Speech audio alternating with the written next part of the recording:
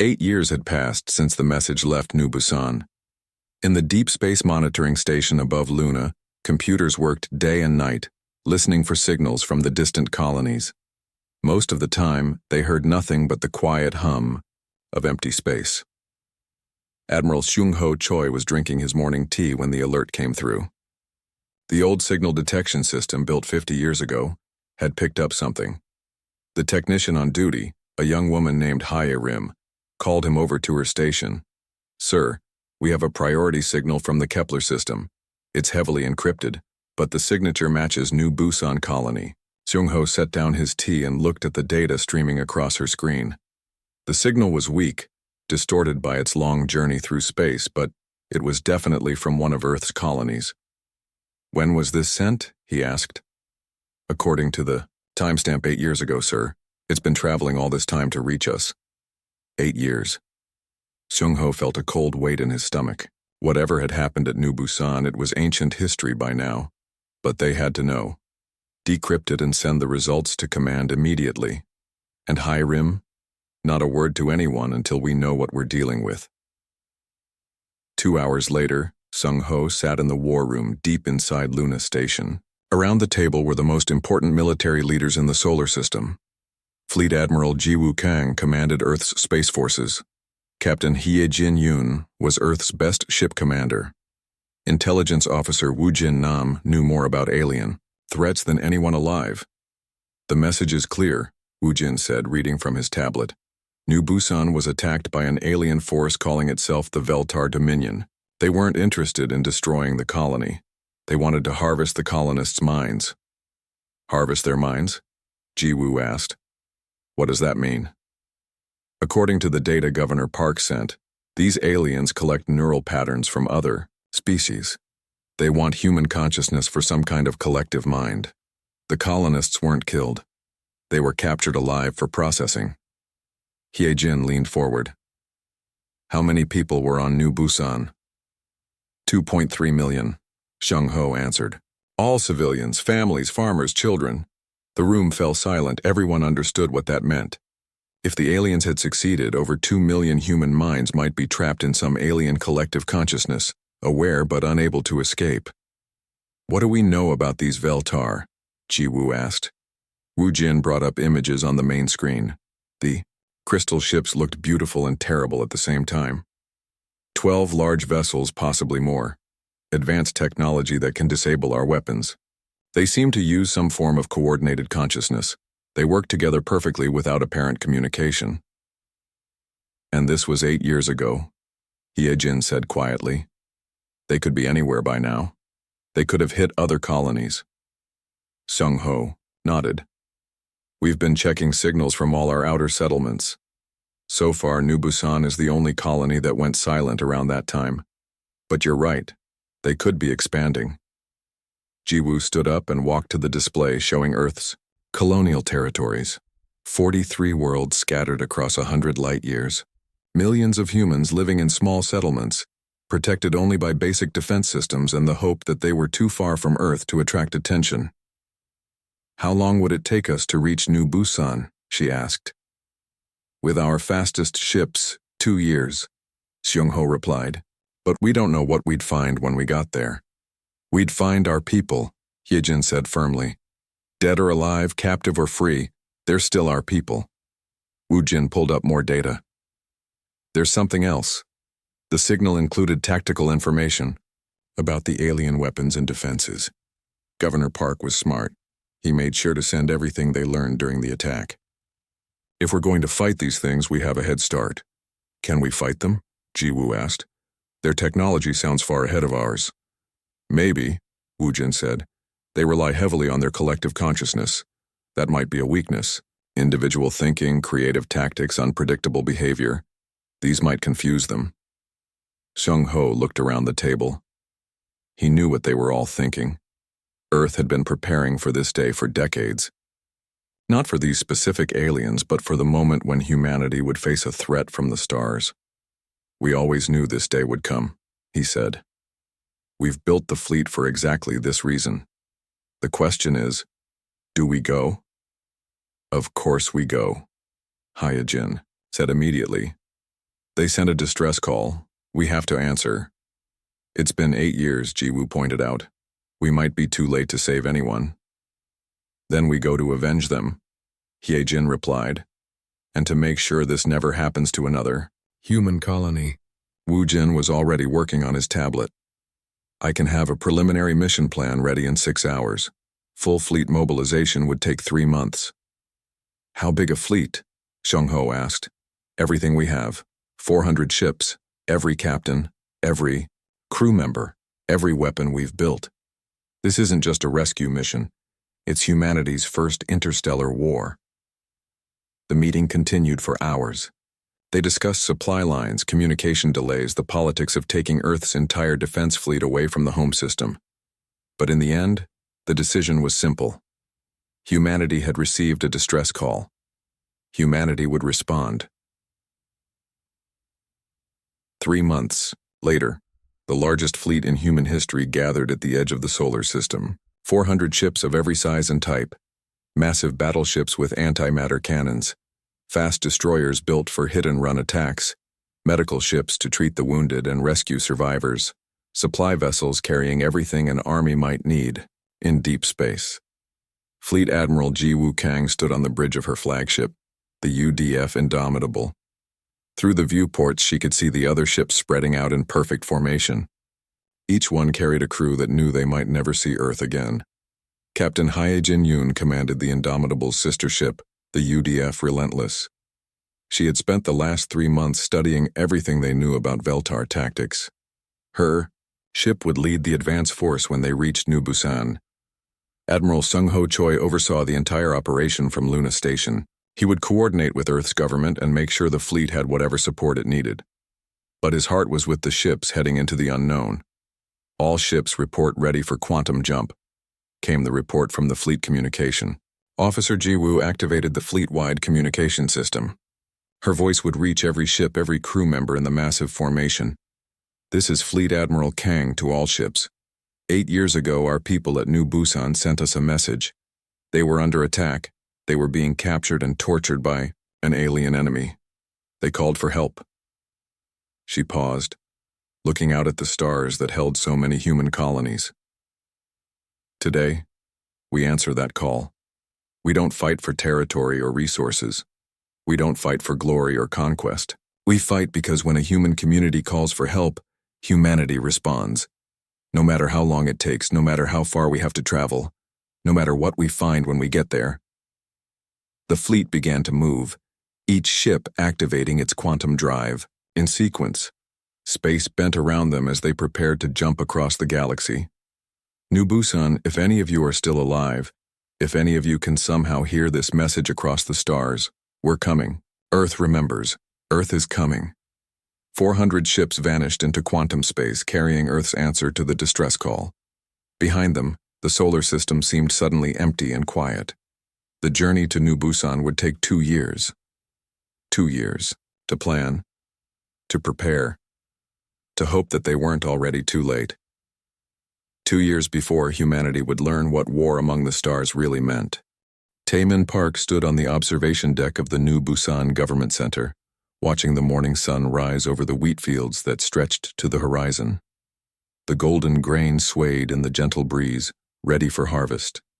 It was a perfect day on Kepler 442b, the kind of day that made him forget they were 127 light-years from Earth. His coffee grew cold in his hands as he watched the farmers start their work. 2,300,000. People called this world home now. They had built something beautiful here.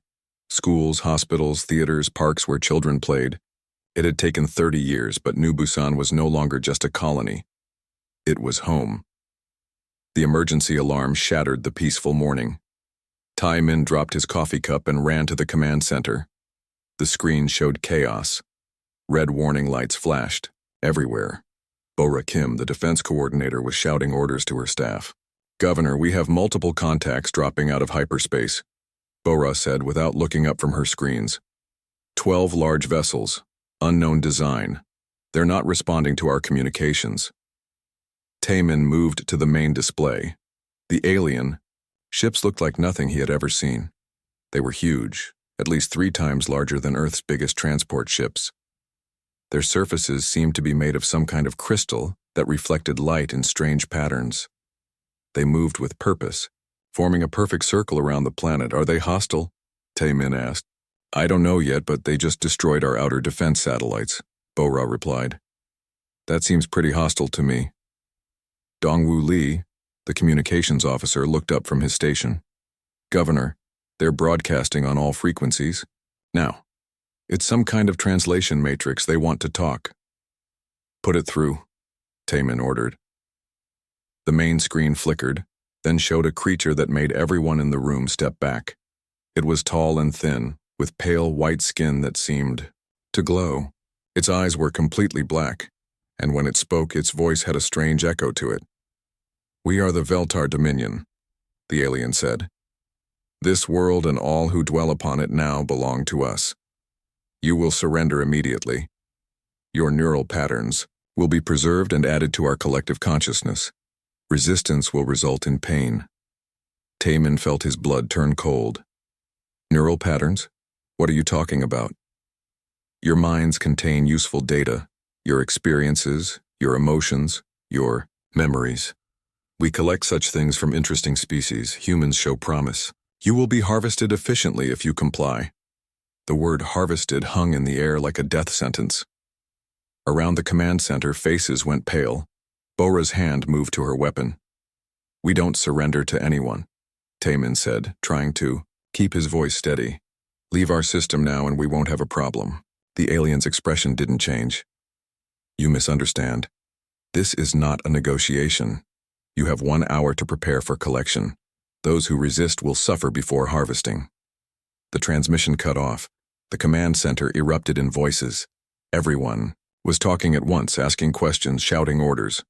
Taemin raised his hand for silence. Bo-Ra, what do we have for defense? 6 orbital platforms with plasma cannons. 42 fighter craft, ground-based missile systems. It's not much against 12 ships that size. Dongwoo, can you get a message to Earth? I can try, Governor. It'll take over 100 years to reach them, but I can send it.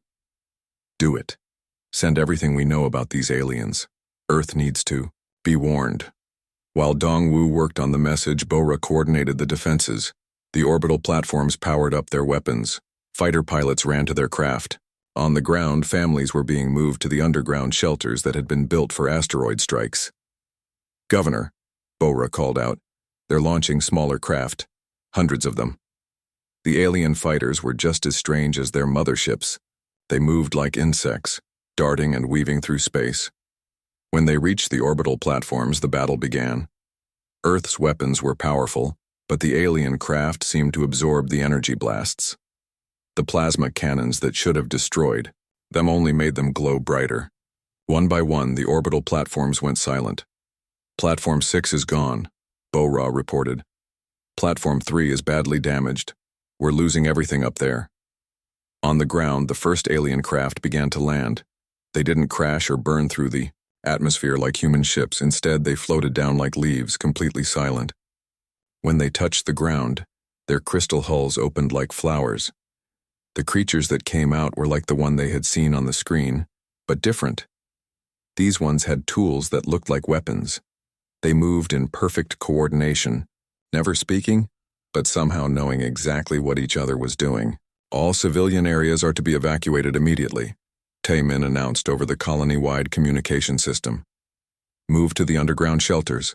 This is not a drill. Move quickly, but stay calm. Our defense forces will hold them as long as possible. But the defense forces couldn't hold them. The alien weapons didn't kill people. Instead, they froze them in place. Paralyzed humans were loaded onto the alien craft like cargo.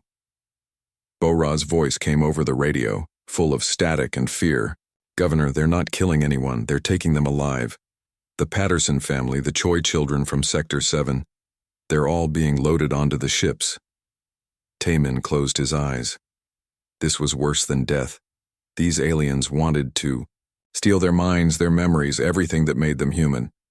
Dongwoo, is that message ready? Almost finished, Governor.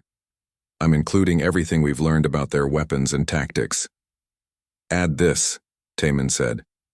Tell Earth that These aliens don't just want our world. They want our minds. They want to harvest our thoughts and memories and tell them. He paused, watching the screens as more alien craft landed across New Busan. Tell them that we didn't go quietly. Tell them we fought.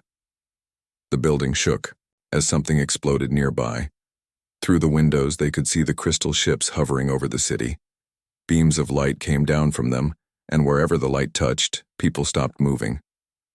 Message sent, Dongwu reported. It's on its way to Earth. Good. Now we need to get to the deep shelters, the ones the aliens might not find. But as they prepared to leave the command center, the walls began to glow.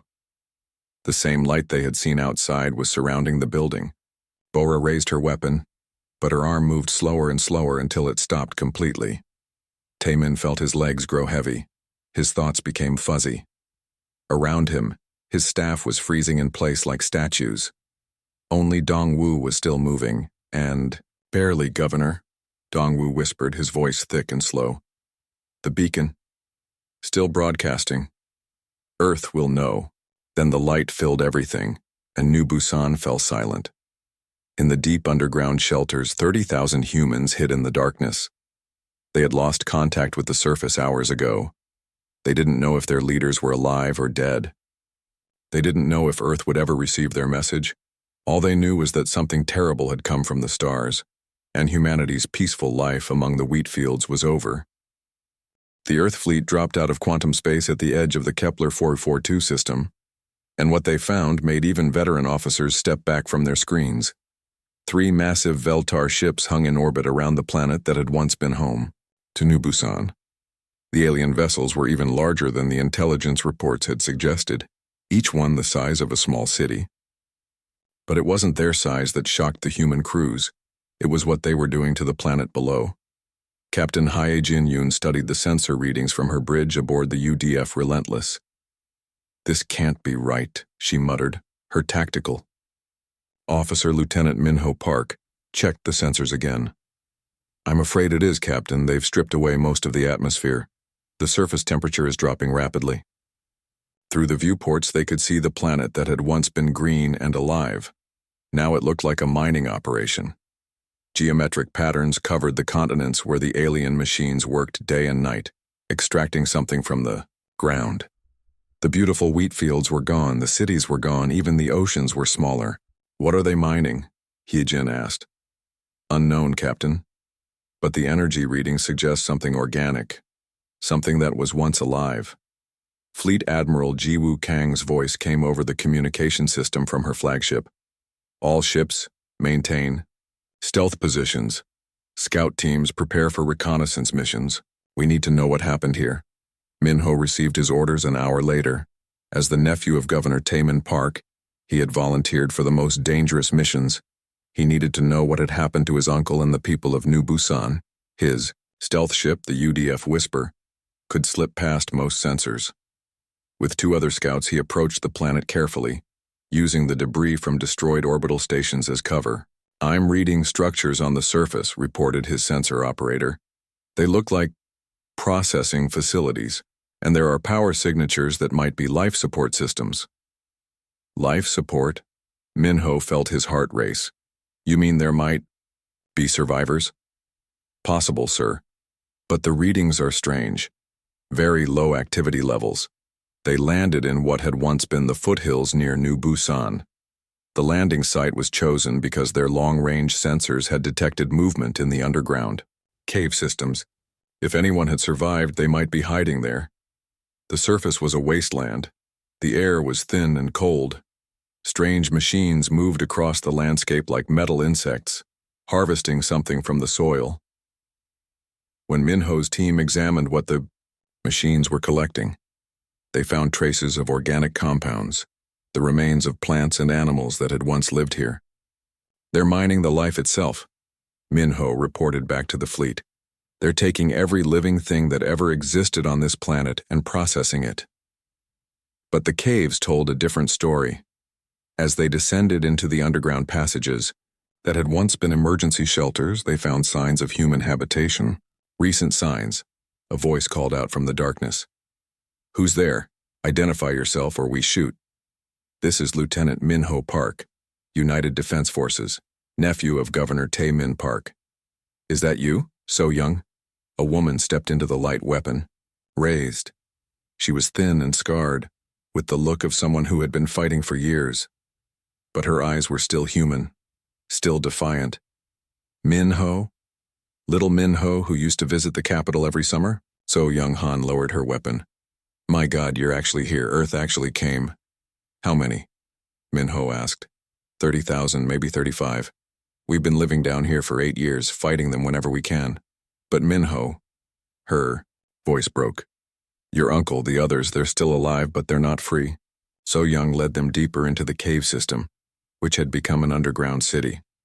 The survivors had built workshops, medical stations, even small farms using artificial lights. Children who had been babies when the attack happened were now 8 years old, born and raised in the darkness. We call ourselves the Deep Town, So Young explained. We've been fighting a guerrilla war against the Veltar, but it's hopeless. Every time we rescue someone from their facilities, they just capture more. And the people they take, she shuddered. What do they do to them? So Young led him to a workshop where the survivors had built monitoring equipment from salvaged parts. On the screens, they could see the Veltar processing facilities on the surface. They don't kill people, she said. That would be wasteful. Instead, they keep them in some kind of suspended animation while they slowly extract their neural patterns. Memories, emotions, experiences, everything that makes a person who they are. Min-ho stared at the screens. The facilities looked like vast hospitals, with thousands of human-shaped pods arranged in perfect rows. Are they conscious? Do they know what's happening? According to our intelligence, yes, they're aware but paralyzed. They can think and feel and remember, but they can't move, or speak, or die. The Veltar keep them alive for months, sometimes years, slowly harvesting their minds. The horror of it hit Min-ho like a physical blow. Over 2 million people, including his uncle, trapped in those pods. Conscious but helpless while aliens stole their thoughts and memories. We've tried to rescue them, So Young continued. But the facilities are heavily guarded and destroying them kills the people inside. We can save a few dozen at a time, but there are millions of them. Min-ho activated his communicator. Fleet Command. This is Scout Team Alpha. I need to speak with Admiral Kang immediately. When Ji-woo's voice came through, Min-ho gave his report. The survivors, the processing facilities, the millions of colonists still alive but trapped. He could hear the Admiral's sharp intake of breath when he described the neural harvesting. How long do they keep the victims alive? Ji-woo asked. Our intelligence suggests they can maintain the process for decades, So Young answered, when Min-ho relayed the question. They're not just taking memories, they're studying human consciousness itself. We think they're learning how to replicate human creativity and emotion. Why? Because other species don't have it. The Veltar are a collective consciousness. They all think the same way. But humans are individuals. We think differently from each other. To them, that's incredibly valuable. In the fleet above, emergency meetings were being held on every ship. The mission had changed from a simple rescue to something far more complex. They weren't just fighting for the survivors. They were fighting for the very essence of what made humanity human. Admiral Sung-ho Choi's voice came over the long-range communication from Earth. Fleet Admiral Kang, you have complete authority to act as you see fit. The entire resources of Earth are behind you. But what could they do? A direct assault would save some of the colonists but kill millions of others. The Veltar would destroy their specimens rather than lose them. A siege might work, but it could take years, and they didn't know if the aliens had reinforcements coming. Yi-jin studied the tactical situation from her bridge. There has to be a way. These aliens have weaknesses. They must. Woo-jin Nam, monitoring from the intelligence ship, had been analyzing every piece of data they could gather. Captain, I think I've found something. The Veltar operate as a collective consciousness, right? That means they share information instantly across their entire force. So what happens if we give them information they can't process? What happens if we feed them something that disrupts their collective mind? Yi-jin smiled grimly. It was a long shot. but it might be their only chance. What did you have in mind? Human emotions, Captain. Raw, unfiltered human emotions. The Veltar have been studying human consciousness for 8 years, but they've been studying it as data. What if we showed them what human emotions really feel like when we're fighting for our lives? The plan was insane and desperate, but as Minho looked around at the survivors in Deep Town, at the children who had grown up in caves, at So Young's scarred but determined face, he knew they had to try. So Young, he said, how would you like to help us drive these aliens crazy? The battle began at dawn, ship time, when the Earth fleet dropped their stealth systems and announced their presence to the Veltar. But this wasn't going to be the kind of war the aliens expected. Commander Jun Seo Kim led the first boarding party onto a captured Veltar scout ship. His team had spent months training for this moment, learning to fight in the strange crystal corridors of alien vessels. But nothing had prepared them for what they found inside. The ship's interior pulsed, with soft light, and the walls seemed to be alive. When Junseo's team fired their weapons, the energy was absorbed by the crystal surfaces and redirected harmlessly away. The Veltar had built their ships to defend against conventional warfare, but they hadn't built them to defend against humans, who refused to give up. Switch to kinetic weapons, Junseo ordered. If energy doesn't work, we'll use good old-fashioned metal. The team pulled out their backup weapons, simple guns that fired solid bullets. The crystal walls cracked under the impact, and suddenly the ship's beautiful lighting flickered and dimmed. The Veltar crew appeared in the corridors, moving with their usual perfect coordination. But something was wrong. They hesitated when they saw the humans. They seemed confused by the sight of individuals who weren't connected to a collective mind. Target the tall one, Junseo whispered to his team. In previous encounters, they had learned that the Veltar had some kind of hierarchy, with certain individuals acting as coordinators for the group. But when they shot the coordinator, something unexpected happened. The other Veltar didn't just lose their leader, they seemed to feel his death as if it was their own. They stumbled, clutched their heads, and made sounds like screaming. Command, this is boarding team 1, Junseo reported. The aliens are having some kind of psychological reaction to casualties. They're not just losing crew members, they're experiencing the deaths directly. On the bridge of the UDF Relentless, Captain Hyejin Yoon received the report with growing excitement. All boarding teams maintain open communication channels. I want every alien ship to hear what our people are feeling. The communication channels filled with the sounds of human soldiers in combat. Not just tactical reports, but the raw emotions of people fighting for their lives and their families. Fear, anger, determination, love for the people they were trying to save. All of it broadcast directly into the Veltar communication networks. Wu Jin Nam monitored the alien fleet from his intelligence ship. Captain, something's happening to their formation. They're starting to drift out of position. The 3 massive Veltar ships had maintained perfect orbital patterns for 8 years. Now they were moving erratically, as if their crews couldn't concentrate on simple tasks. The emotional data is disrupting their collective consciousness, Wu Jin explained. They're not used to experiencing individual feelings. When they try to process what our people are broadcasting, it creates conflicts in their shared mind. Fleet Admiral Jiwoo Kang saw the opportunity immediately. All ships concentrate fire on the lead vessel, and I want every crew member to keep talking. Tell them about your families, your homes, your fears, everything you're fighting for. The human fleet opened fire with everything they had. Antimatter cannons, plasma torpedoes, kinetic railguns, all aimed at the largest Veltar ship. But more importantly, every human voice was being broadcast on open channels. Hyejin found herself talking about her daughter back on Earth, a little girl who loved to draw pictures of spaceships. Junseo spoke about his parents' farm where he had learned to fight by wrestling with his brothers. Minho talked about his uncle Taimin, trapped somewhere in those horrible processing facilities. The effect on the Veltar was immediate and devastating. Their perfect coordination fell apart. Their ships stopped moving in formation. Some of them actually began attacking each other as if they couldn't tell friend from foe anymore. It's working, So Young reported from the surface. Her gorilla Fighters had emerged from the caves and were attacking the processing facilities. The guards are confused. They're not responding to our attacks like they used to. But the victory came at a terrible cost. As the human fleet pressed their attack, they had to make impossible choices. The largest Veltar ship contained over 500,000 human prisoners. To destroy it would free them from their torture, but it would also kill them. Minho led a desperate mission to one of the surface facilities. His team fought through corridors filled with Veltar guards who moved like they were drunk or drugged. The collective consciousness that had made them so dangerous was now making them vulnerable.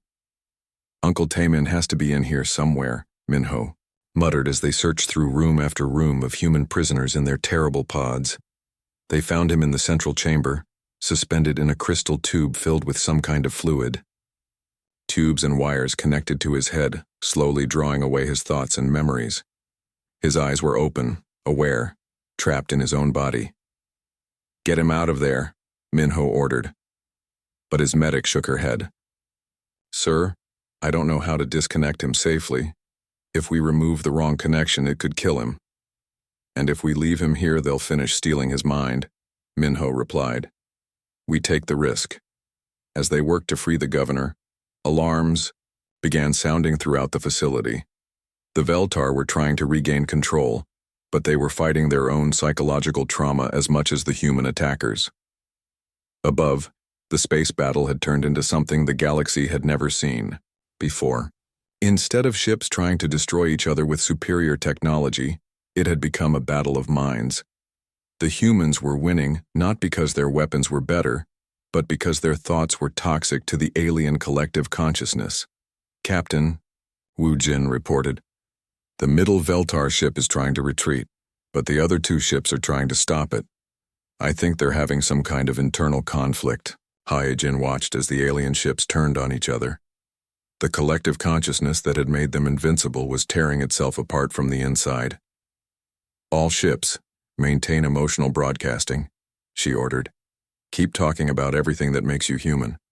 Make them feel what we feel." The breakthrough came when Junseo's team discovered the central processing core of their captured ship. It was a massive crystal structure that seemed to pulse with its own life. But when they connected their communication equipment to it, something extraordinary happened. Every human voice, every emotion, every memory that was being broadcast suddenly flooded into the entire Veltar fleet at once. 8 years of studying human consciousness had made them sensitive to human thoughts. But now they were receiving the full force of human emotion all at the same time. The effect was like a psychological explosion. The Veltar ships stopped fighting, entirely. Some of them began broadcasting surrender signals. Others simply went dead in space, their crews apparently unconscious or worse. "This is Fleet Admiral Kang to all Veltar vessels," Jiwoo broadcast on all frequencies.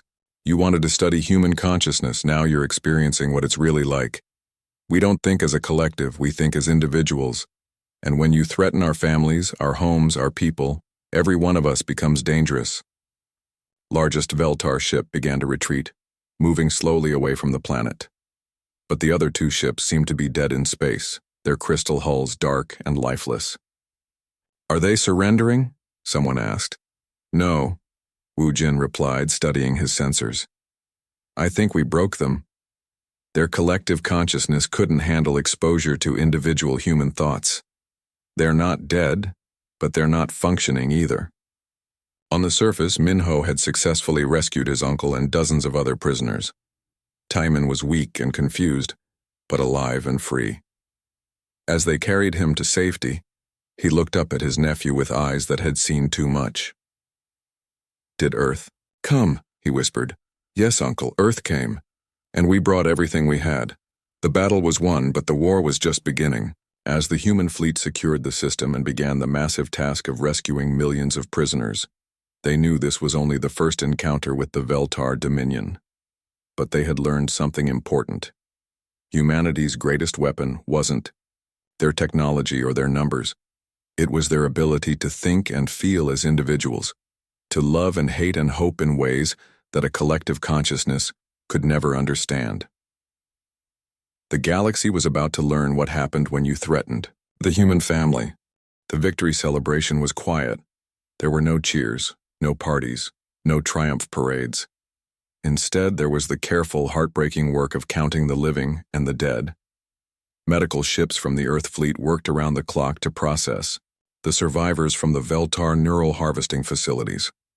180,000 people had been rescued alive, but most of them would never be the same. Dr. Sujin Lee ran the main medical station aboard the UDF Hope. She had seen combat injuries before, but nothing like this. The rescued colonists weren't physically wounded. Their bodies were in perfect condition, preserved by alien technology.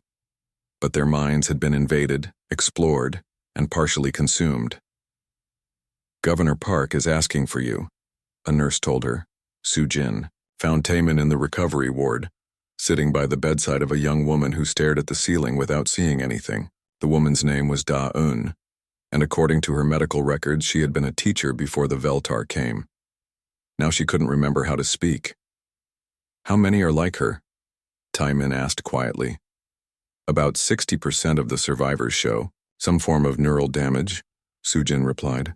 "Memory loss, personality changes, inability to form new thoughts. The Veltar didn't just steal their memories. They damaged the mechanisms that create them. And the others? The others remember everything. Every moment of the 8 years they spent conscious but paralyzed while aliens picked through their minds. They may be in worse shape than the ones who lost their memories."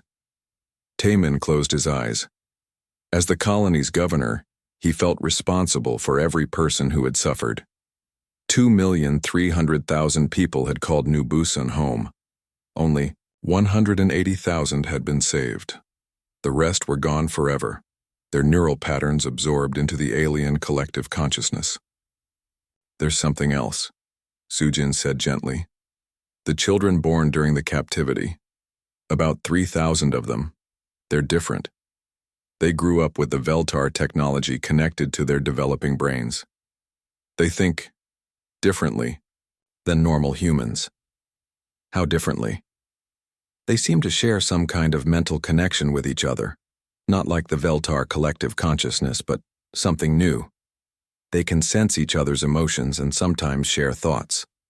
We don't know if it's permanent or what it means for their future." In another part of the fleet, Intelligence Officer Woo Jin Nam was analyzing the data they had captured from the Veltar ships. What he found made him call an emergency meeting with Fleet Admiral Ji Woo Kang and Captain Hyejin Yoon. The new Busan attack wasn't random, he told them, displaying star charts on the main screen. It was part of a systematic expansion plan. The Veltar Dominion has been growing for centuries, absorbing other species into their collective consciousness. "How many species?" Jiwoo asked. 17 that we know of, each one chosen for specific mental characteristics. The Veltar aren't just conquerors, they're collectors.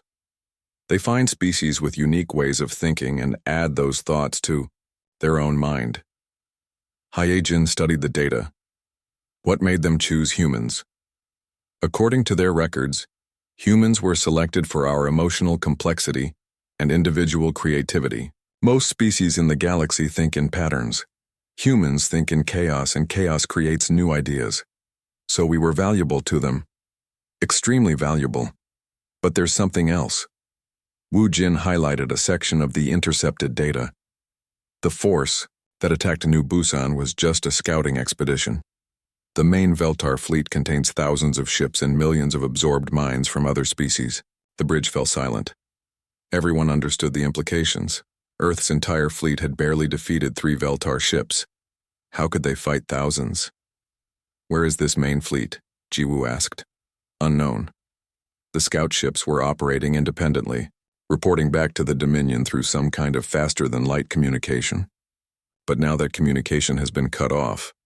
Because we damaged their collective consciousness? Exactly. The exposure to human individual thoughts created what their records call a cascade failure in their shared mind. The scouts can't communicate with the main fleet anymore. Hyejin leaned back in her chair. So they know something went wrong, but they don't know what or how. That's our assessment. But they'll send another force to investigate. And when they do, it won't be a small scouting group. On the surface of the planet that had once been New Busan, So young Han led a group of survivors through the ruins of their former home. The beautiful wheat fields were gone, replaced by ugly mining scars. The cities had been dismantled and processed by alien machines. Even the ground itself had been changed, stripped of the organic compounds that had once supported life. "Can we rebuild here?" asked Minho, who had decided to stay with the survivors rather than return to Earth with the fleet. "I don't think so," So Young replied. "The planet is dying. The Veltar took too much from it. In 50 years, maybe 100, there won't be enough atmosphere left to support human life." They stood in what had once been the central square of New Busan's capital city. Now it was just empty ground, marked only by the foundation stones that the aliens had left behind. But someone had already planted a small garden there using soil brought up from the deep caves. "The children did this," So Young explained. "The ones who were born in the caves during the occupation. They say this is where they want to build the memorial." "Memorial for what?" "For everyone we lost, and for everyone we saved, and for everyone who's going to fight the battles that come next." Minho knelt by the small plants struggling to grow in the damaged soil. "You think there will be more battles?" "I know there will be. The Veltar won't give up. And now they know that humans are dangerous to them. They'll come back with everything they have. Then we'd better be ready." Back on the fleet, Admiral Sung-Ho Choi received a priority message from Earth. The news had reached the home system. Humanity's first interstellar war had been won, but at a terrible cost. Earth's response was immediate and overwhelming. Every shipyard in the solar system was being converted to military production. Every colony was being fortified. Every human settlement was being given the strongest defenses Earth could build. The peaceful age of exploration was over. "Sir," his communication officer reported, "we're receiving applications from every civilian transport pilot, cargo hauler, and research vessel captain in human space. They all want to join the military." "How many applications?" "Over 200,000, sir. And that's just in the first week since the news broke." Sung-Ho wasn't surprised. When humans were threatened, they didn't run or hide. They came together and fought back. Fleet Admiral Jiwoo Kang stood on the bridge of her flagship, looking out at the damaged planet below. The mission was nearly complete. The survivors were being evacuated to new worlds. The Veltar ships had been captured and were being studied. The injured were receiving the best medical care humanity could provide. But she knew this was just the beginning. "Admiral," her communication officer announced, "we're receiving a wideband transmission from Earth. It's being broadcast to every human settlement in known space. Put it through." The voice that came over the speakers was familiar. It belonged to Admiral Sung-Ho Choi, speaking from Luna Station on behalf of all humanity. "To every human settlement, every colony, every ship in space, this is Admiral Choi with an important message. Today we learned that we are not alone in the galaxy. We learned that there are those who would steal our thoughts, our memories, our very humanity from us. We also learned that when one human community calls for help, all of humanity answers. 8 years ago, New Busan sent a distress call into deep space. Today we struck back. But the war is not over. The enemy is still out there, and they will come for us again. So this is our promise to every human being, wherever you are not alone. If you are threatened, we will come. If you are attacked, we will defend you.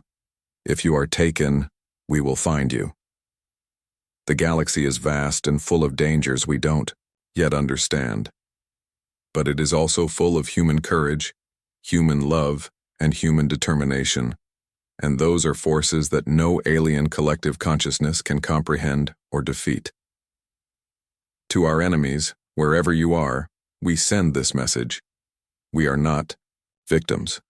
We are not resources to be harvested. We are humanity, and we remember everything. We remember our dead. We remember our promises. And we remember who stands with us and who stands against us. The age of hiding in the dark corners of space is over. Humanity has announced itself to the galaxy. As the message ended, Jiwoo looked around her bridge at the faces of her crew. They had been through the first battle of humanity's war among the stars. They had seen the cost of victory and the price of survival. But they had also seen what humans could accomplish when they fought together. They had turned their greatest weakness, their inability to think as one mind, into their greatest strength. Somewhere in the deep of space, the Veltar Dominion was learning that they had made a terrible mistake. They had attacked humanity, expecting to find another species to add to their collection.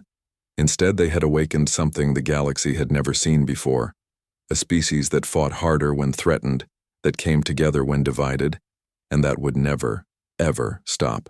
Looking for their lost family members, the distress call had been answered.